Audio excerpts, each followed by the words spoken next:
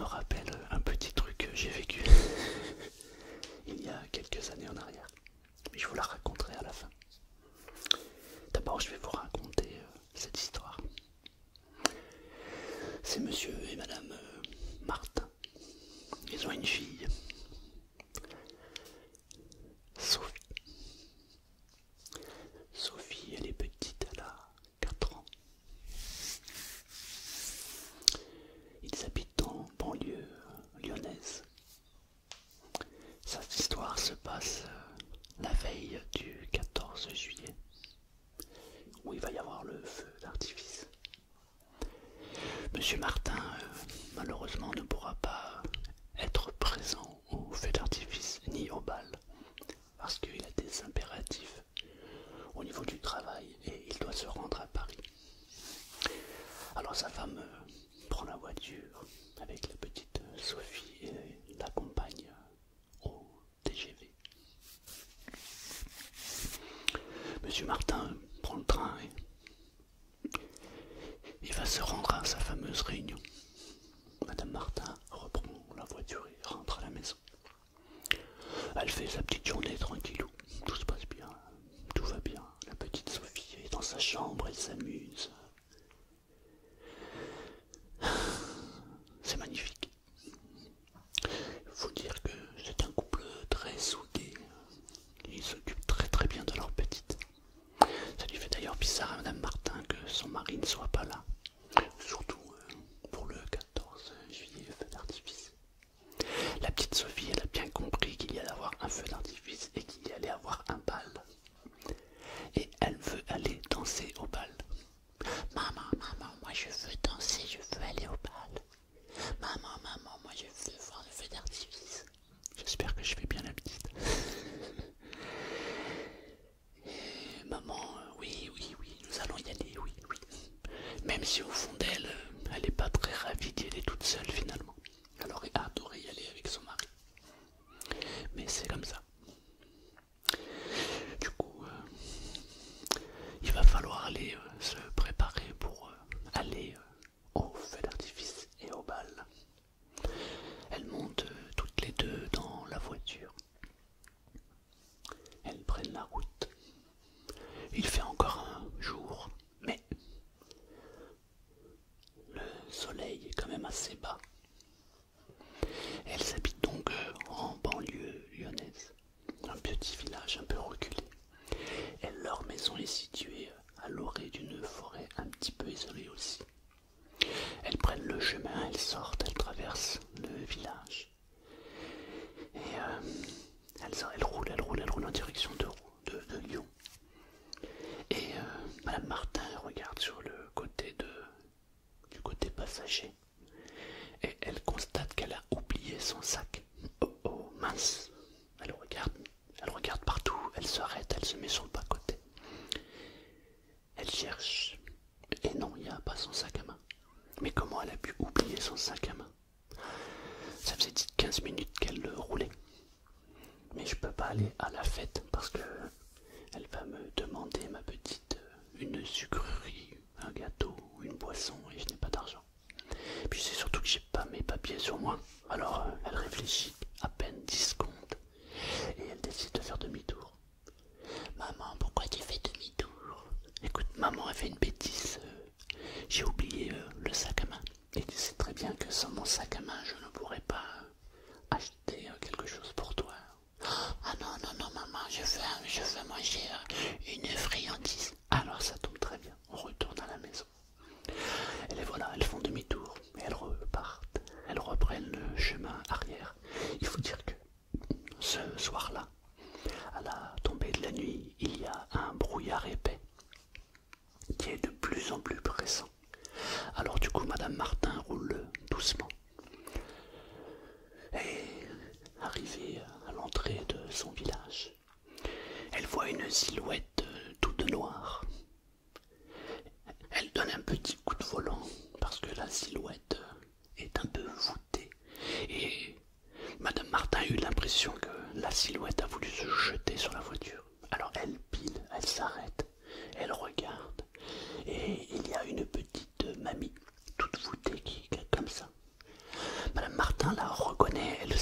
forêt où elle habite.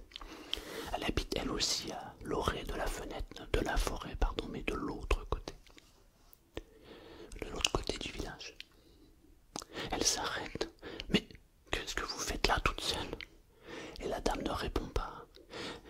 Elle commence à la prendre et lui dit mais montez dans la voiture, je vous ramène, je sais à peu près où vous habitez, vous allez me dire exactement où vous êtes et je vous dépose. La dame ne répond pas, on dirait qu'elle est hébétée. Et elle a surtout une chose, c'est qu'elle a le regard vide, totalement vide. Madame Martin la regarde. Elle est un petit peu effrayée en fait, parce que elle se demande pourquoi ce regard est vide comme ça. Je sais pas si ça vous est déjà arrivé de voir quelqu'un avec un regard vide, mais ça fait peur. Ça m'est déjà arrivé. Et du coup, elle l'aide. Je peux pas la laisser comme ça sur le bord de la route, elle va se faire écraser. Tant que je vous rappelle qu'il y a du brouillard. Alors elle ouvre la porte, elle la pose côté passager. Elle remonte dans la voiture. Elle aide la mamie à attacher la ceinture. Parce que en fait, on dirait qu'elle est inerte. Elle enclenche la première et elle part. La dame se tourne et regarde la petite Sophie. Elle ouvre ses yeux grands, ses yeux noirs, ses yeux vides en direction de la petite Sophie. Madame Martin regarde la vieille dame. Elle fait attention en conduisant, elle regarde sa fille. Sa fille est comme hypnotisée, captivée par la dame. Elles se regardent toutes les deux. Et elle ressent quelque chose en elle, Madame Martin. Elle se dit, il y a quelque chose de malsain qui est en train de se passer. Mais qu'est-ce qui se passe? Elle ressent des frissons même. Mais qu'est-ce que c'est? Il y a quelque chose qui ne va pas. Son intuition lui dit, attention, attention, il se passe quelque chose. Attention. Elle arrive à l'entrée de son village. Dites-moi, madame, où est-ce que vous êtes? Où est-ce que vous demeurez? Et la dame regarde Nathalie. Elle arrête de regarder la petite Sophie. Elle regarde Madame Martin, donc Nathalie Martin. Elle lui montre une direction. Alors, Madame Martin accélère. Elle n'a qu'une envie, c'est de se débarrasser de cette dame. Parce que plus elle roule, plus elle est dans la voiture, et plus elle se sent mal, et pas à sa place, surtout mal à l'aise. Elle arrive à l'entrée d'un bout de chemin, à l'orée d'un bois. Elle dit, la dame fait ça. Elle montre. Madame Martin arrête. Elle s'arrête parce qu'il y a un arbre au milieu du chemin et elle ne peut pas aller plus loin. Elle descend, elle ouvre la porte, elle aide la dame à descendre et la dame, elle lui dit, voulez que je vous accompagne chez vous? La dame lui fait juste un nom de la tête. Et elle lui fait un petit sourire. Son regard a changé. Elle a un regard pétillant. Madame la vieille avance et elle se redresse. Et elle marche presque en dansant.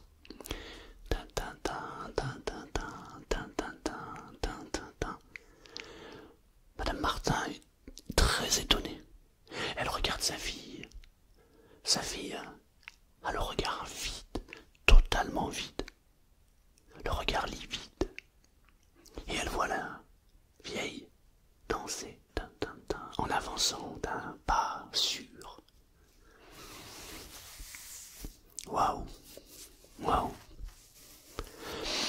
Elle se pose pas plus de questions que ça, mais elle a ça en tête.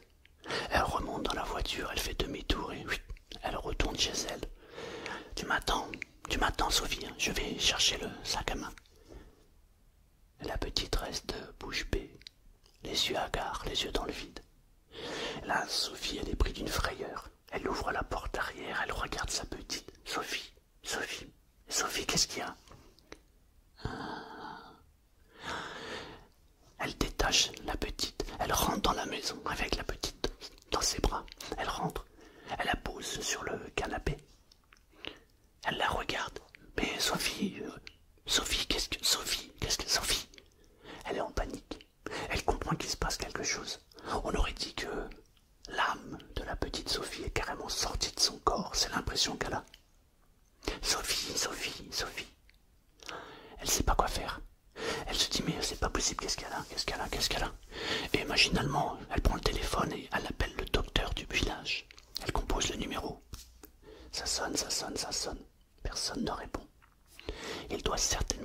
lui aussi parti au bal ou parti voir le feu d'artifice. Elle a une bouffée de panique. La petite se lève en direction de la cuisine. Elle marche, voûtée. Elle traîne le pas comme une petite vieille. Elle avance vers la cuisine. Madame Martin la regarde, la suit. Elle est stupéfaite. Elle est étonnée. La peur l'envahit. Et la petite se dirige vers le meuble de la cuisine. Elle prend un verre. Elle ouvre le robinet. Elle boit un verre d'eau en tremblant, tout doucement. Elle tremble. Elle pose son verre. Madame Martin la regarde. Sophie, mais Sophie, qu'est-ce que tu fais? Elle tourne sa tête, la petite. Elle regarde sa mère toujours avec son regard vide. Et elle repart en direction du canapé, en marchant de manière voûtée et en traînant la patte. Waouh! Là, Sophie ne comprend plus du tout ce qui se passe. Mais elle repense à la vieille, qui, quand elle est sortie de la voiture, promenons-nous dans les bois, voir si le loup n'y est pas, qui dansait pratiquement, qui s'était totalement redressée. Non, non. Ressaisis-toi, c'est pas possible, ressaisis-toi. La panique l'envahit. Qu'est-ce que je peux faire? Elle prend la petite. Elle la pose dans la voiture. Elle monte au volant. Elle enclenche la première. Elle part au village. Elle sonne chez le médecin. Personne ne répond. C'est pas possible. Où est-ce qu'il peut être? Elle décide d'aller à Lyon. Elle prend la voiture. Elle roule. Elle arrive à Lyon sur la grande place, là où il va y avoir le bal. Elle se souvient que l'année dernière, à un endroit bien précis, elle avait croisé le médecin. Alors, elle prend la petite, elle la porte, elle court. Le poids devient de plus en plus lourd. C'est étonnant. Elle a l'impression de porter une adulte et puis une enfant. Le poids est tellement lourd qu'elle ne peut même plus la porter. Elle la pose. Elle lui dit allez viens. Mais la petite est voûtée. Elle traîne la patte. Sophie est estomaquée. Elle arrive à la place où elle avait rencontré le médecin l'année d'avant. Elle cherche. Elle demande avez-vous vu le docteur Courbet? Avez-vous vu le docteur Courbet? Les gens la regardent. Qui c'est celui-là? Je connais pas. Non, je ne sais pas qui c'est. Non. Elle cherche. Elle le trouve pas. Et la petite lui dit je veux danser. Tu m'avais promis, je veux danser. Sa voix a totalement changé. C'est la voix d'une vieille dame. Ce n'est plus du tout la voix d'une enfant. Madame Martin est prise de panique. Mais qu'est-ce qui se passe? Qu'est-ce que c'est? Mais qu'est-ce qui se passe? Je veux danser. Un homme qui est à côté se tourne, regarde la petite, regarde la dame, regarde Madame Martin. Même lui s'interroge. Comment une petite fille de 4, 5 ans peut utiliser une voix pareille? C'est pas possible. Et puis il remarque qu'elle est voûtée, la petite. Elle a l'allure d'une vieille.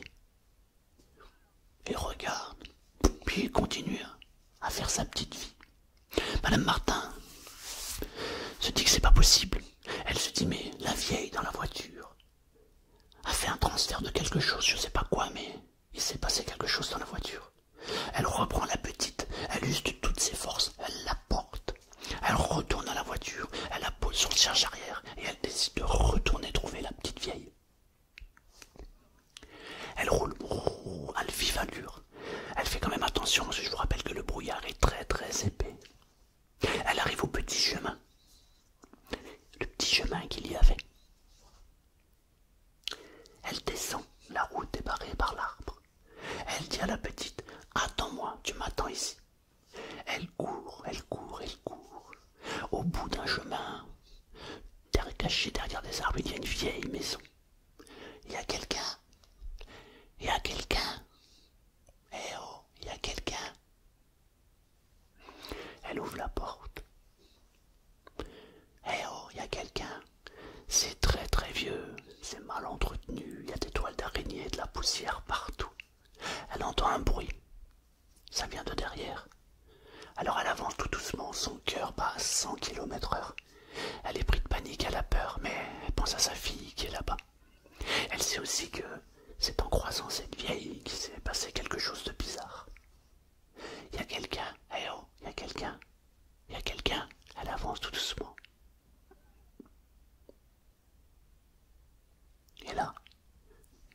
ce qui pourrait ressembler à un salon. Il y a une vieille dame, la vieille dame, qui danse et qui chante. Promenons-nous dans les bois, voir si le loup n'y est pas. Promenons-nous dans les bois, nanana, et qui danse comme une petite fille. Madame Martin la regarde. Hé, vous! La vieille dame se tourne. Regarde Madame Martin, a les yeux qui pétillent. Oh, bonjour. Bah, tu es déjà là. Mais on n'a pas été danser encore, on n'a pas été au bal. Qu'est-ce que vous avez fait à ma fille? Où est ma fille? Où est ma fille? Qu'est-ce que vous avez fait de ma fille? Qu'est-ce qui s'est passé? Qu'est-ce qui se passe? Promenons-nous dans les bois, voir si le loup n'y est pas. La panique envahit Madame Martin.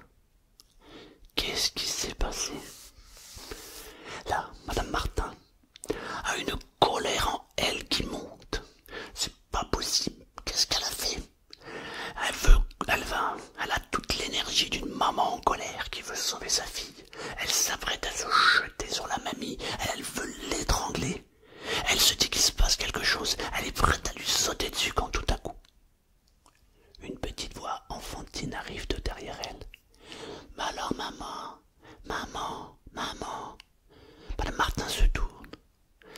La petite Nathalie est là, avec un gros sourire, un regard enfantin et lui dit: mais maman, on va pas danser, tu m'avais promis qu'on allait au feu d'artifice et qu'on allait au bal. Mais maman, on n'y va pas?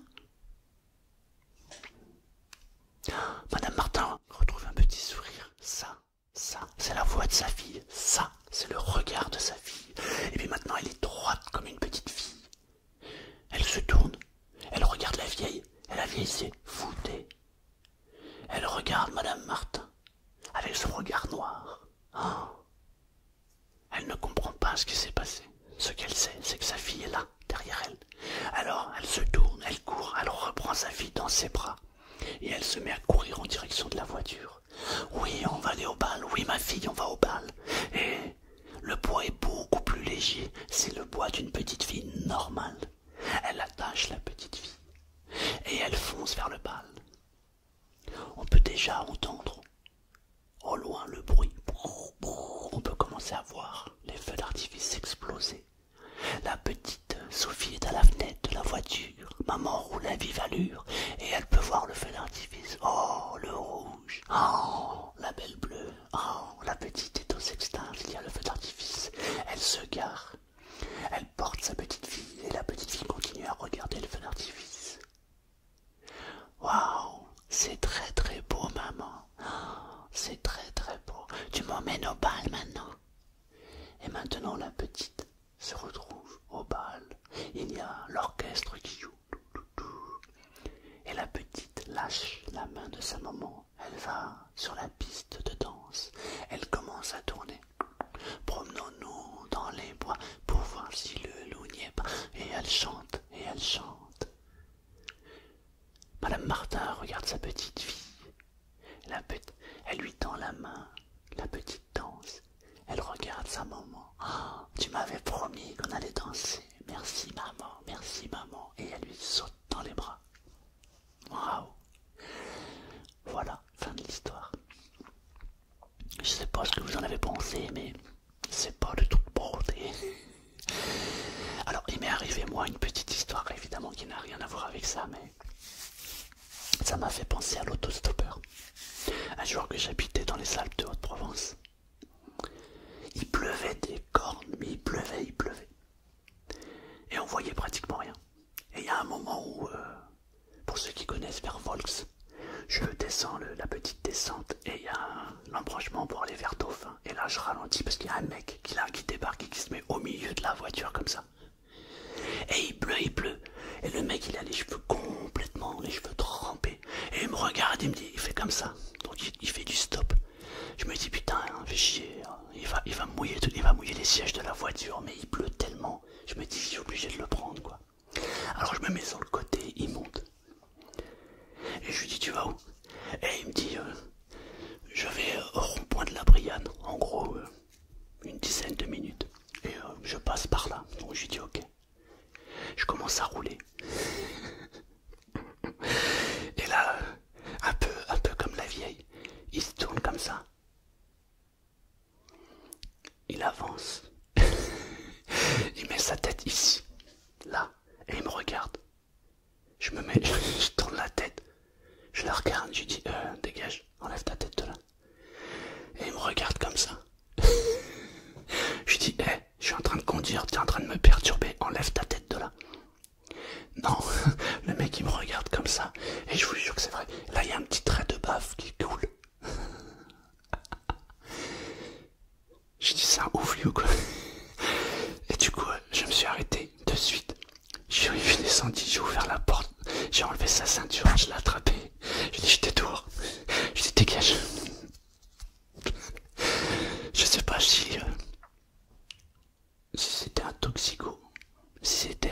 je sais pas ce qu'il avait. Mais j'ai pas cherché à comprendre.